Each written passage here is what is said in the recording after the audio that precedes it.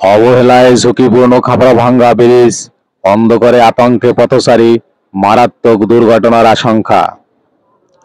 সুপ্রিয় দর্শক, কুয়াকাটা আপডেটের অফিসিয়াল পেজে আপনাদের স্বাগতম।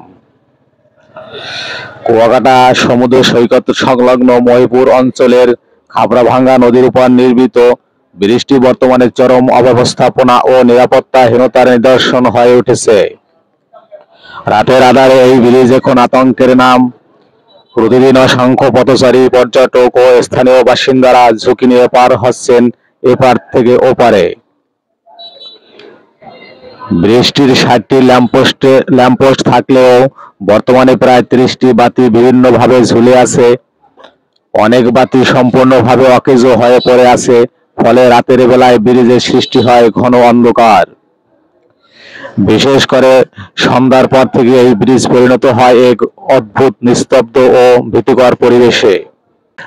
নিরাপত্তার অভাব ও জরাজীর্ণ বাতির ঝুঁকি।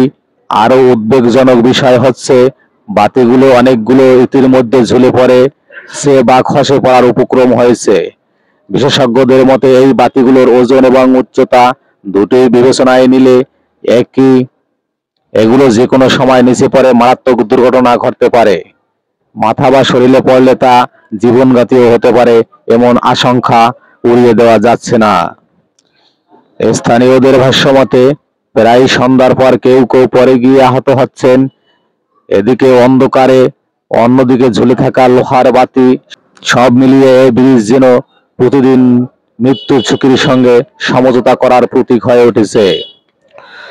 পর্যটন বান্ধব এলাকায় এমন চিত্র বেমানান।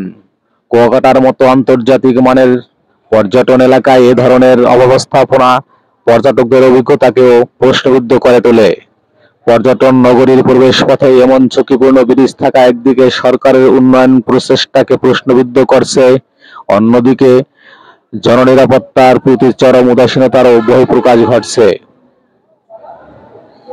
বিভিন্ন সূত্রে জানা গেছে, বহুবার স্থানীয় প্রশাসন ও সংশ্লিষ্ট বিভাগের দৃষ্টি আকর্ষণ করা হলেও এখনো কার্যকর পদক্ষেপ নেওয়া হয়নি।